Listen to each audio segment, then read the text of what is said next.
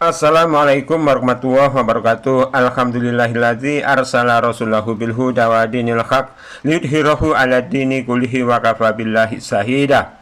Pemirsa, bagi saya untuk sholat di masjid manapun tak jadi masalah. Saya udah biasa sholat di masjid-masjid NU. Saya pernah beberapa kali sholat di masjid-masjid Lemkari dan tidak terhitung sholat di masjid-masjid Muhammadiyah.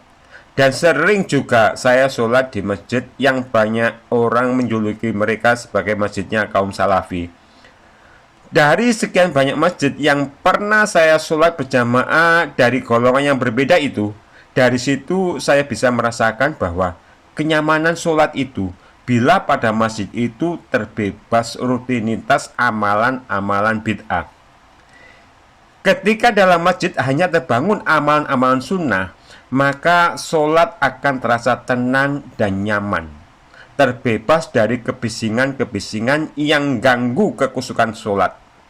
Karena memang demikianlah Islam itu dikonstruksi oleh Allah Azza wa Jalla melalui Taurat dan Rasulnya, agar Islam itu menjadi rahmat bagi semua umat, sehingga dalam ibadahnya pun tidak mengganggu, tidak menciptakan kebisingan, tidak menciptakan hal-hal yang tidak enak dipandang. Dan secara umum, masjid-masjid yang jauh dari kebisingan amalan jamaahnya adalah masjid-masjid Muhammadiyah. Terlebih lagi masjid-masjidnya kaum yang dianggap sebagai kaum salafi.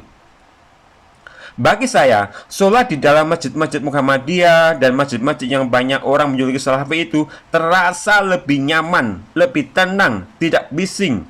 Sholatnya pun tertata dan teratur, dan hampir tidak dijumpai praktek-praktek amalan bid'ah yang sudah membudaya di banyak masjid-masjid lain.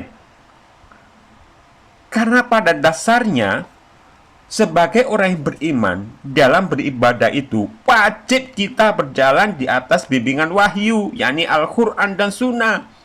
Sebab bila dalam ibadah kita tidak berjalan di bawah bimbingan wahyu, maka ibadah kita itu akan cenderung asal-asalan. Para ustadznya, para kiainya yang bila tidak terbimbing oleh wahyu, maka juga dalam memberikan wejangan itu juga asal-asalan.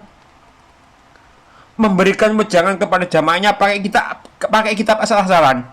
Memberi wejangan pada jamaahnya bahwa mi'raj 70 kali, bisa memadamkan api neraka, bisa memandikan dirinya sendiri dan menguburkan dirinya sendiri saat matilah, bisa memerintah para malaikat, bisa ngomong dengan kaum semutlah, dan bla bla bla bla. Nyeleneh dan aneh karena hanya berpegang pada kitab asal-asalan, jauh dari sunnah. Dan amalan mereka pun banyak semrawut.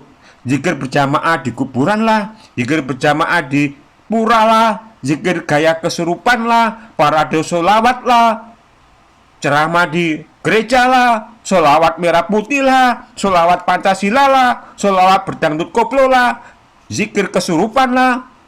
Pokoknya kalau udah kekeh berpegang teguh hanya pada wejangan sang kiai pujaan, maka amalan-amalan ibadah terasa serba semrawut, terasa serba amburadul, dan banyak membuat kebisingan masyarakat umum, sehingga kehidupan yang nyaman dan damai jadi terganggu, sehingga beramal ibadah yang mestinya berimplikasi pada pujian, menciptakan kedamaian dan kenyamanan secara umum malah menjadi celaan, hinaan, hingga sampai tertolaknya amalan ibadah di hadapan Allah Azza wa Jalla.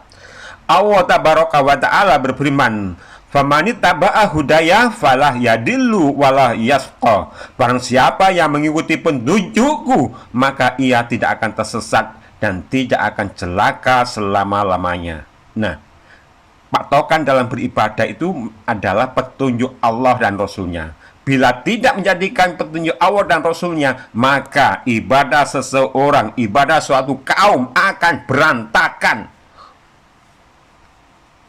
Namun demikian, walau di majelis-majelis, di masjid-masjid yang dikenal kaum salafi sangat menjaga ibadah mereka dengan sunnah dan menjauhi segala bentuk bid'ah, tapi tetap saja di antara sejumlah jamaah yang memadati besarnya ruangan masjid salafi itu ada saja salah satu jamaah yang menjalankan ibadah dengan cara sholatnya yang tidak sesuai dengan tuntunan. Ya, walaupun kaum Salafi memang paling dikenal menjaga sunnah, tapi tetap saja namanya ribuan orang jamaahnya, tetap saja di antara mereka ada dalam hal tertentu itu sekali-kali melakukan hal yang salah. Itu maklum. Bahkan ada salah seorang ketika usai khutbah dan menginjak waktu sholat, ketika saat saya sholat Jumat di masjid itu, orang tersebut langsung berdiri menata softnya di garis soft pertama persis di hadapan saya. Cuma sayangnya, orang tersebut saat berdiri akan takbiratul ikhram mengatur dua kakinya terlalu ngangkang, sebagaimana kurang lebih pada gambar di video di atas. Nah, kalau berdiri untuk sholat dengan bentuk dua kaki ngangkang sebagaimana foto tersebut, maka akibatnya soft sholat tidak akan bisa rapat, kecuali yang rapat hanya kaki mereka saja. Soft sholat bisa rapat mata kaki dengan mata kaki, bahu dengan bahu, kalau masing-masing jamaah mengatur posisi bahu sejajar dengan mata kaki. Perintah merapatkan shaf sebagaimana pada hadis dari Anas bin Malik radhiyallahu anhu.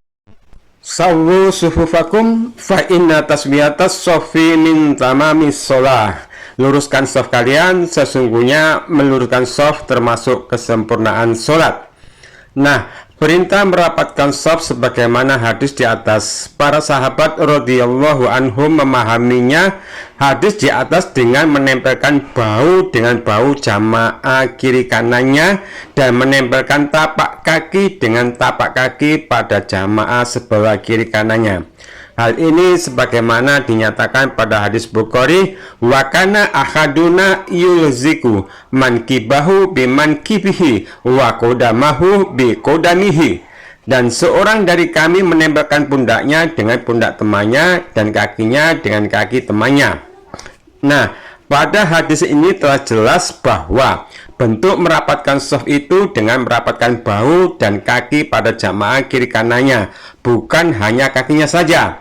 Kalau perintahnya merapatkan bahu dan kaki, maka mustahil perintah itu bisa dilaksanakan bila bentuk kaki seseorang jamaah itu ngangkang sebagaimana gambar di atas. Jadi, perintah menempelkan bahu dan kaki dengan jamaah sebelah kiri kanan bisa terwujud bila bentuk jarak lebar kedua kaki sejajar tegak lurus dengan sisi bahu sebagaimana gambar yang saya sampaikan ini. Atau luas jarak kaki kanan dengan kaki kiri berkisar sekitar 1-2 kepalan tangan. Nah, pemirsa, demikian apa yang perlu saya sampaikan. Moga apa yang saya sampaikan ini bisa jadi edukasi untuk merubah kebiasaan yang salah menuju kepada sunnah. Subhanakallahumma wa bihamdika asyhadu alla ilaha illa anta astaghfiruka wa atubu ilaik. Wassalamualaikum warahmatullahi wabarakatuh.